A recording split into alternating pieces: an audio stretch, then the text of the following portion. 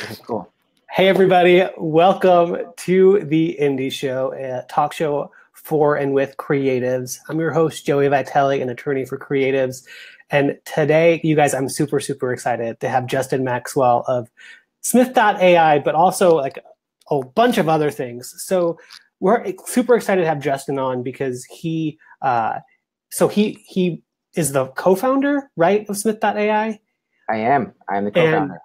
And Smith.ai is a phone receptionist team that Indie Law now uses and loves. If you've signed up for a discovery call or you've called the office, you've probably talked to someone at the Smith.ai team. But besides that, Justin just knows a ton about customer experience, technology, design. Don't shake your head. But Justin, tell us a little bit more about yourself and how you got to where you are. Sure. I'll try to give you a 30-second version. So I found my way into being a designer professionally because my mother ran a graphic design firm. So like everyone else coming out of college, I had a degree and no idea what to do. And I was like, well, I know how to be a designer. So I went and did that for many years down in Los Angeles, doing websites for movies and stuff. Then found my way up to Apple, and I was a designer for Apple.com 2003 to 2006, and then I went to Pro Apps and worked on Final Cut and Motion and stuff like that. Went to Mint. I was Mint's first UX hire, and then in case anyone doesn't know Mint, you should, because it's the best free way to manage your money, help you can get your life on track and know where your money's going.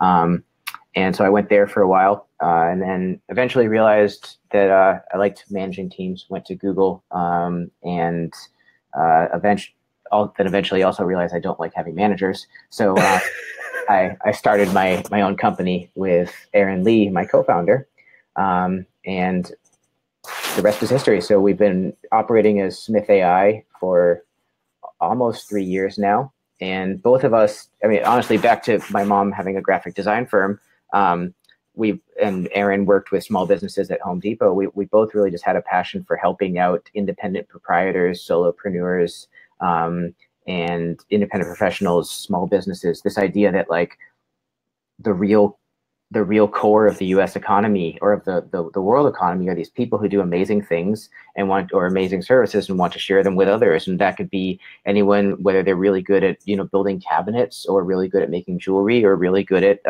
drafting up wills and trusts. We want to be assisting those people to do a better job in the world. That is awesome, and it's such a cool story. Like, does it feel kind of full circle for you to go from kind of doing your own thing and graphic design right out of school and now having your own company again?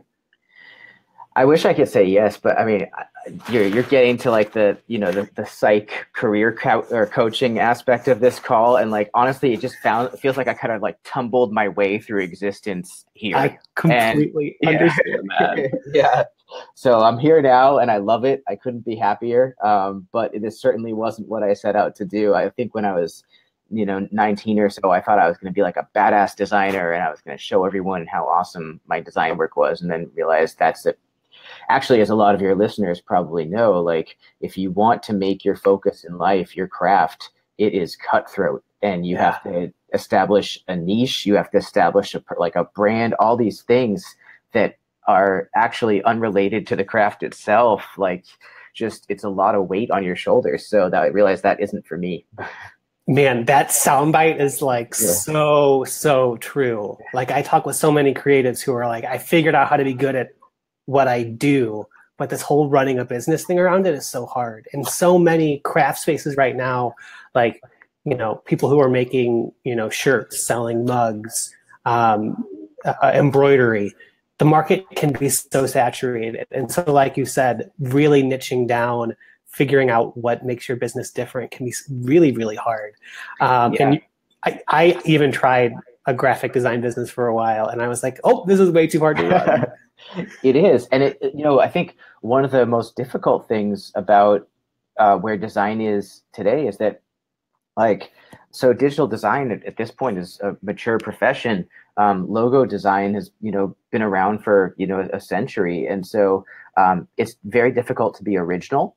And so what people realize is like they might spend months working on something that they thought was original, only to find out that actually subconsciously they, ripped off a Johnson's logo from 1960 or something like that.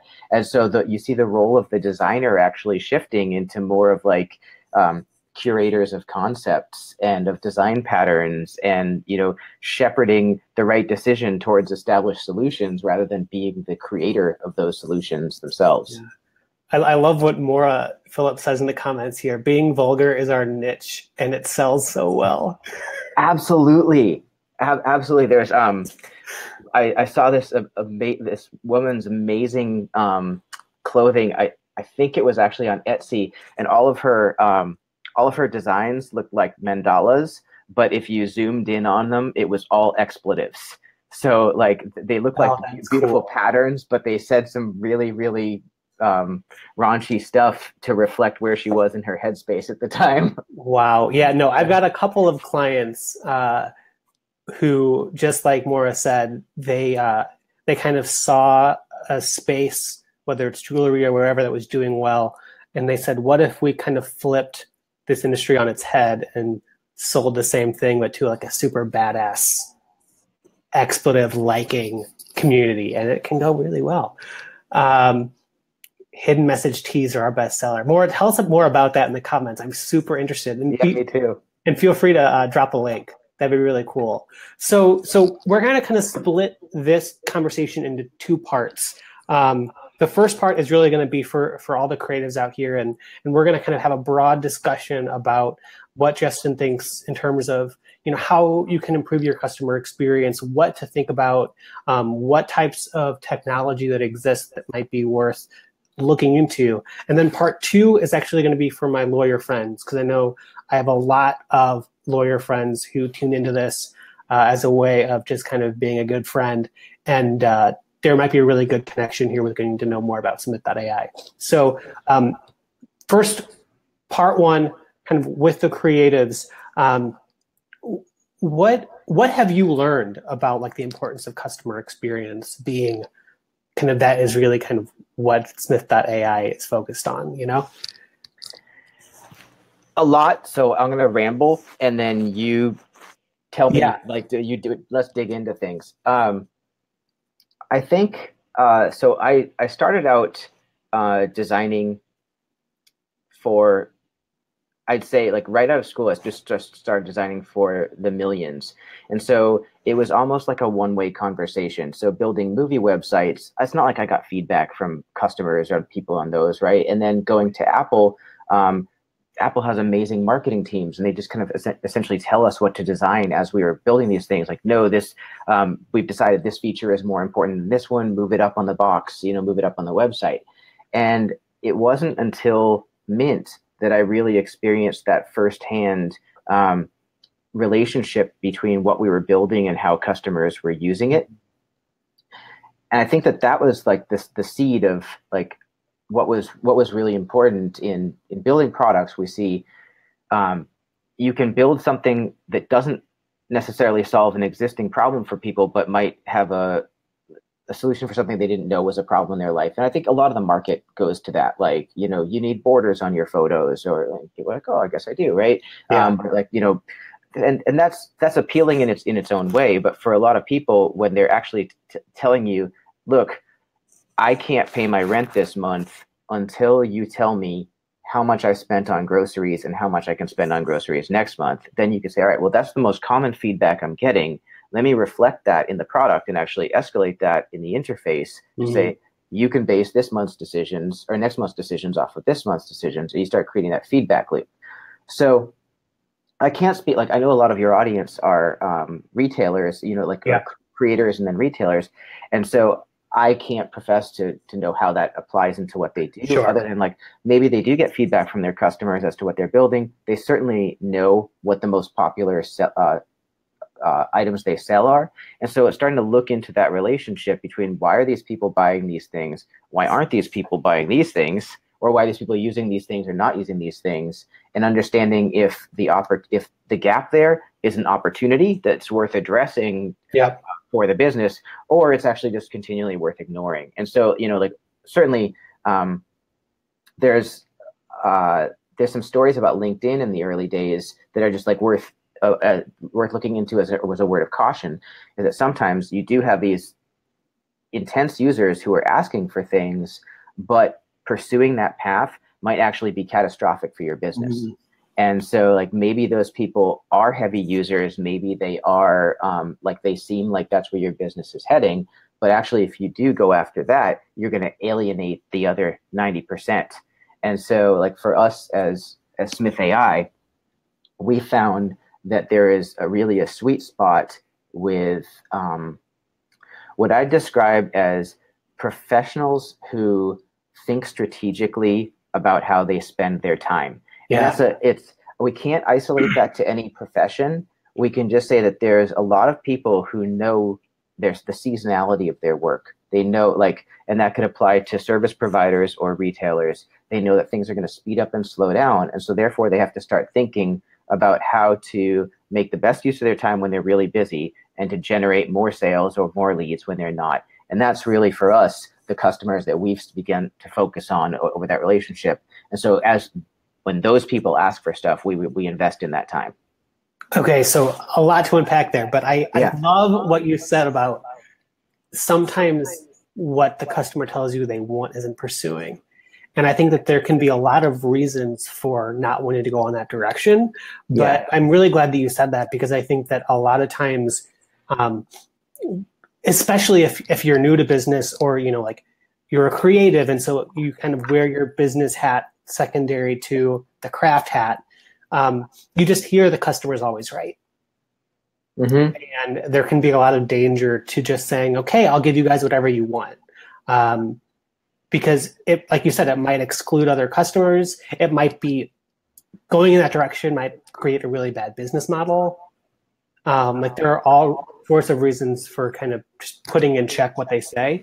But in terms of getting that feedback, and again, you know, knowing that Smith.ai is for the most part like a phone receptionist team, but you guys are also, you know, you deal a lot with kind of emailing and messaging your clients, and also we've got a cool chat feature that we can talk about more.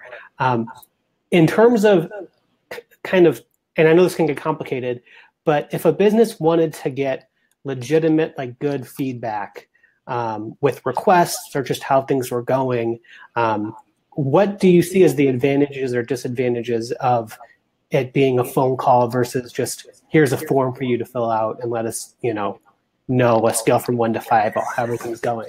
It's such a good question. And I'm going to be the worst person ever and use the phrase, it depends. You're like a lawyer. At least I will go into why it depends. So I'll give you the spectrum here.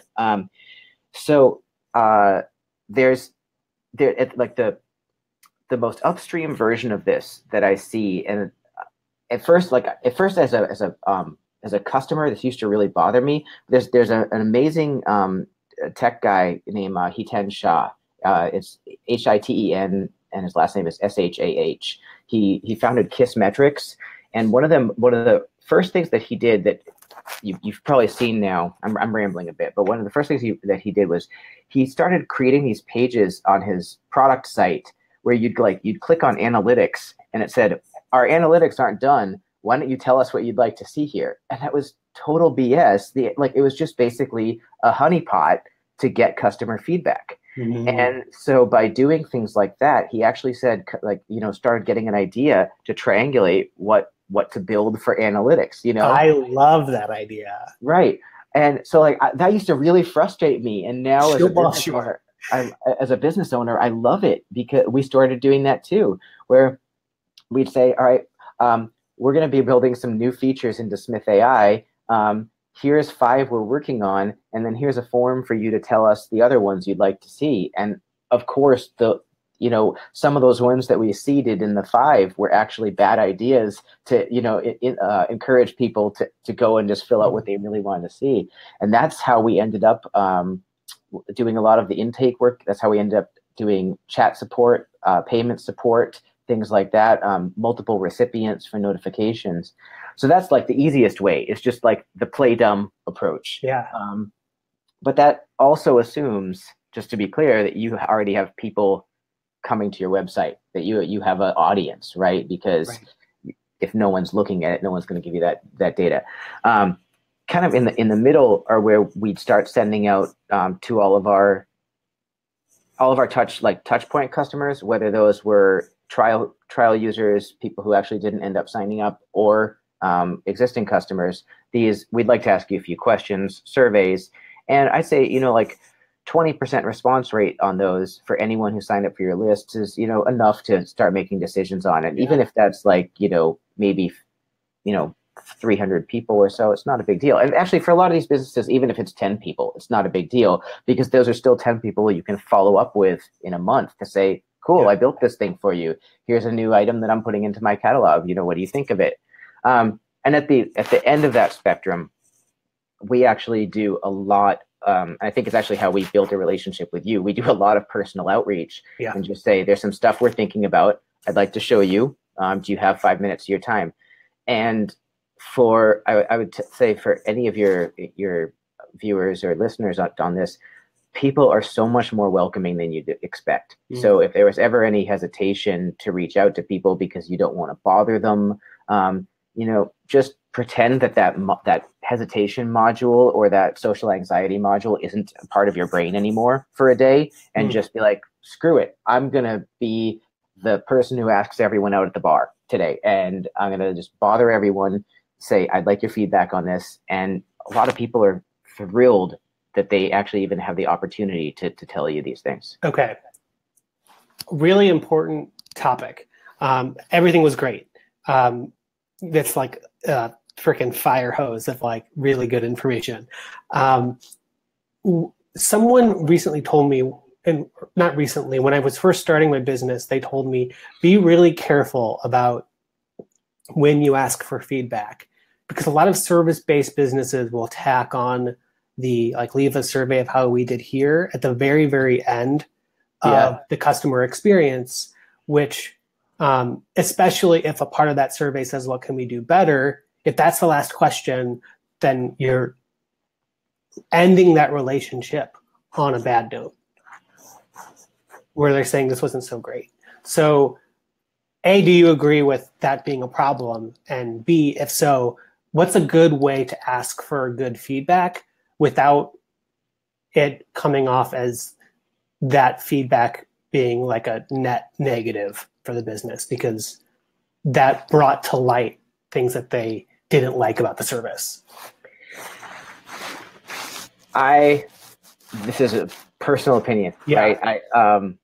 This is not domain expertise style opinion here. I think that those how did I do things are very problematic, because like you said, they establish a termination of the relationship, and they also create a tremendous amount of more work for the company, because you're actually encouraging a second conversation after the first one. So let's say for example that, I'm guessing that a lot of your audience here aren't running large e-commerce operations, right? Yeah. And you guys who are watching, I know that there's at least 8 of you. Let us know in the comments real quickly. Just describe what your business is if you own a business, and then we'll try and cater to the people who are viewing live. Yeah, please. So especially because these are smaller, what happens is I think that actually it introduces a level of unfriendliness, just kind of like a chat support agent or someone who's not related to the business. Even if you are the person, even if you are the owner of the company and you're responding through some sort of help scout type interface that has these, how did I do things? If you think you did a good job and the person gives you a thumbs down, then you have to re-engage the customer on that. Yeah. And so I think as that scales, you start to see then we actually need to create a separate workflow for all of our thumbs down to re-engage the customer, to ask them why it went wrong. And then we have to go and say okay, what could we be doing better in our processes? And a better way to approach this might just be for assuming that you do have someone else handling your customer support and it's not you, you have to say I just want you to flag any conversations that might have gone not too well, just from your own personal understanding of the conversation, and let's review those and let's see what we could do better. Because Um, I made a big deal about saying like you've opened a second conversation, you've created a second issue. Yeah. You as the business owner are really trying to prioritize your time. And like I'm always full of dumb analogies, but like when you trip on something on the sidewalk, you probably don't go and file a complaint at City Hall about the sidewalk being not level. But if like when you tripped on that sidewalk, if like a pop-up appeared in front of you that says like how was your experience on your sidewalk, you might like go through and like ramble about how bad the sidewalk is, but that really like these are just bumps. You have like shocks on your human car that you could travel through the day with. And so I think a lot of your customers are actually fine with things not being 100%, like maybe they're 80%. It could have been a little bit better. Yep. Inviting that conversation creates more work for both people. That's the summary of my answer. So and real quickly, we'll get into part two. And again, thanks to Mara for being an active listener, saying that she sells the vulgar tees, mugs, decals, and well art. And I need to see this. The wholesale custom merch for brands, really cool. So I understand that it's probably a little bit different if you sell a product versus a service. So if you're selling products, what are a couple of kind of low-hanging fruit opportunities for you to ask for that feedback in a good way? And also on the services side, what are good opportunities to get that feedback? So I want to back up on that because so we answer calls for a number of e-commerce businesses. Okay, cool. One of which Merch Bar actually does custom merch for bands and tees as well. And so, we're really familiar with the types of calls they might get, the types of customers. And I could say like the most important thing before you even ask for feedback, you have to do your own internal audit to make sure that you're delivering on the expectations that your customers have for you. And so, some examples that I can give are, we represent or answer calls for a couple businesses that restore vintage instruments, right? And so even though the timelines that this provider says on his website are fairly strong, I mean, it takes a while to do quality work. Occasionally customers will, call in and say like, where's this thing? And so like, as long as we know that what he's told them is accurate and what they understand is accurate, then everything's good. But what we started to realize through that relationship is that, we've advised that he creates a series of engagement emails. I know we're being all jargony, but just emails to remind the customer that like, they mailed something out to him from UPS 12 weeks ago, but there's been radio silence between, point A and point B there. Sure. So sending emails like status updates, those sorts of things to keep the customer, excited, enthused, knows that the business cares about them and is paying attention is really important in that relationship. Are there any like one or two big kind of email dripping services that you could use to get that kind of stuff done? So I don't know the landscape. I can just tell you that we use both MailChimp and Customer.io. Okay, and cool. Each one of them has their own great strengths. It depends on what kind of a service that you're running. Gotcha. But they're both wonderful. And, at the end of the day, like there's a lot of stuff out there where you can price shop. For us, we've chosen to go with those two because they are just the least amount of BS between you and your objective. So like you don't have to remember how to do a lot of things outside the product or like keep Post-its on your computer just to get your job done. Post-its. I can totally relate to that. Yeah. All right. So I think that was super, super helpful for a lot of businesses in general. Let's change gears real quickly to kind of the law firm side of things. First, can you talk a little bit about how you guys have developed a pretty strong niche within law firms? We did, and we didn't know that at the beginning. Yeah. So when we started the company, we knew that it was going to be people who are strategic with their time. So we figured, okay, it was attorneys, realtors, financial advisors, a lot of basically like desk-based or conversation-based jobs.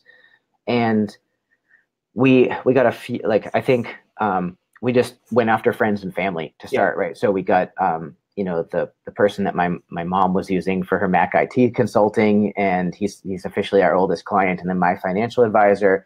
And then it wasn't until what we did is we created comparison tables for SEO on our website, like comparing Smith.ai to Ruby Receptionist, comparing Smith.ai to Gabbyville, all these others. Yeah, you guys have a ton of comparison blog posts. Yeah. I was looking through that this morning. And well, that's our head of marketing, Maddie Martin. That's all her. She's amazing with the comparison pages. And so it was through these that we really established that Smith, like, I think you and I were chatting before this call started about really establishing what your brand promise was and like what your niche is. And our niche for intake really was around that for reception services, that we're not just a receptionist service, we do customer qualification and intake. And in doing that, we charge per call, not per minute. And so that just immediately defined us from all the other services out there. And so in answering your question, that's when attorneys started seeing us, because what they were doing was they were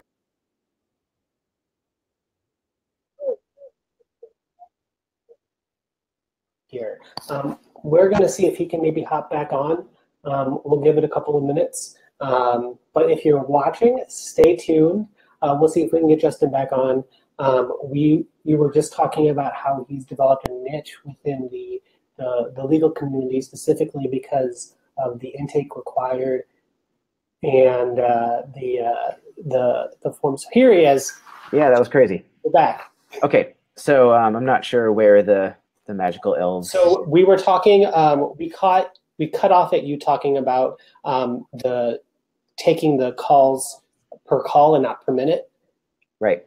So yeah, and so it was when we established those pages that people were searching on Google for alternatives to Ruby receptionists, and there was a forum thread on lawyerist.com that was basically just people saying, check out Smith.ai. That's awesome. Yeah, and notice that thread is not there anymore. So that's the funny thing about all this. So we succeeded in our mission of infiltrating the industry, and thanks to that, I think some sponsors got that page pulled from Lawyerist. That's well, job well done. Yeah. So we started through that. Like, Lawyerist was just the tip of the iceberg. Then we became people started mentioning us to their other peer groups on Facebook. There's just so many attorney groups, whether it's email based, Facebook based, or local chapters, bar associations, where people were just mentioning us to their peers, and we were spending absolutely like $0 on marketing. It was just basically like, I've made a smart choice for my business. You should be using this too, because it saves you money and they make my life better, right?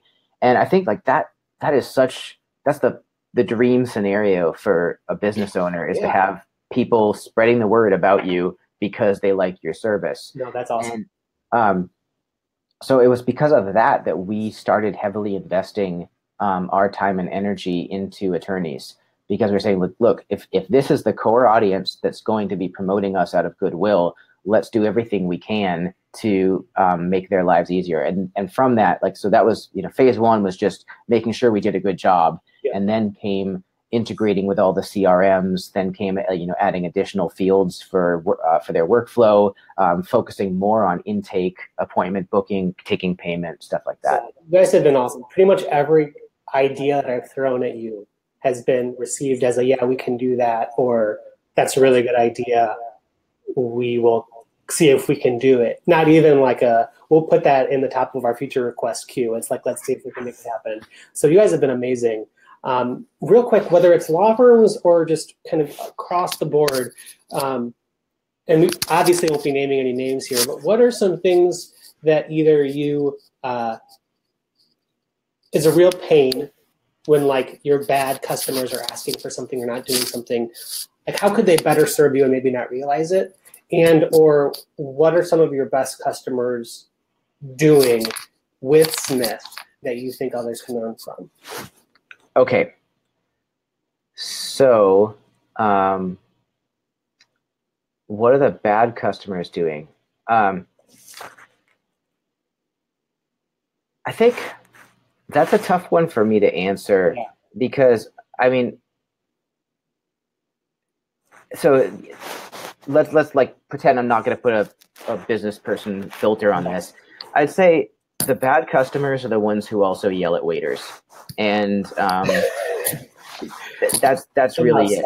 Yeah. We experienced, like, Mint was a free product, and we quickly learned that the people who pay the least for things are often the neediest and rudest of the bunch. Yes. And the people who actually value your company as a service and invest in it and treat it like an aspect of their business, bend over backwards to build synergy between the two things and make it work. And so that's really what we've seen. It's the only other thing I say, like, I don't think of them as bad customers, but I think that people who only kind of like dip their toes in and really never take full advantage of the service, then might come away with the conclusion that the service isn't right for them.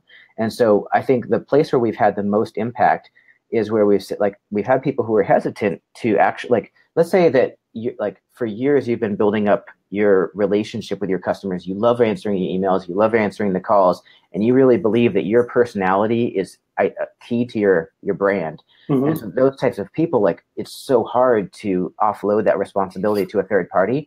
And so when they've taken that leap of faith and trusted us with customers, and so, okay, I think a key thing, forwarding all their calls to us. So a lot of people might, like, when they were just testing the waters, they might have just said, I'm going to let it ring to me twice, and then if I don't answer, well, then it's going to ring to you. But what they don't realize is, like, that's actually 4 rings before it actually gets answered by a virtual receptionist on our end, and the customer might hang up, right? So it's been those people who actually say, like, I'm going to commit to this, I'm going to forward to your team, and then they have this, like, kind of epiphany of, like, wow, I have more time in my day, and every single customer that's coming in through my inbox is qualified. This is so much better. And especially around, like, when we've been automating work, like when people actually make that leap and give us the API keys to their CRM, or have us integrate, they see that our automating their workflows, and actually they just have customers pop into their CRM that they'd never have to deal with outside of their CRM is amazing. That's pretty awesome. That's pretty awesome. So, we're unfortunately starting to run short on time here, Justin. Sure, I ramble. No, that was so much awesome information. And again, if you guys have any questions, whether you want to learn more about Smith.ai, he has such a cool background. So real quick, Justin, since you've worked at both, Apple or Google? Apple in the 2000s. Okay. Yeah, that's like Apple in the 2000s was when we were still an underdog, was a very, very special place to be. Okay. Yeah, no, my friends at Google are very much like, go Google, it's time. I mean, Google is a gigantic professional sofa. It's like, it's the most comfortable place that you could be as a human being. It's amazing. And as a result of that, they're not an underdog, but it's a great place if you want to be around amazingly intelligent people and be challenged. For people who might not have caught the beginning of the episode, I asked that because he's worked at both. Yeah. And so you've seen the ins, however ugly they might be at both businesses. So I love that insight. Justin, thank you so much for your time. Where can people follow you if they want to continue the discussion? I've because of the way that things, let's just say, go to twitter.com, Smith.ai. I was on Twitter, but because of Twitter being the way it is now, I don't even want to be on Twitter anymore. It's such a dangerous place for your psyche. Yeah, I can totally relate. Okay, so in general, I'll just have them maybe tag you in this video, and you can follow up there. I think that's great. Our web presence is twitter.com/smith.ai, the word dot, and then facebook.com, the word virtual receptionists. We were smart enough to get that one. Oh, nice. And we're thrilled to have anyone reach out to us there for more information. Awesome. Well, thank you so much, Justin. Thank you to everybody who viewed it live or on the replay, and I'll catch you guys next week.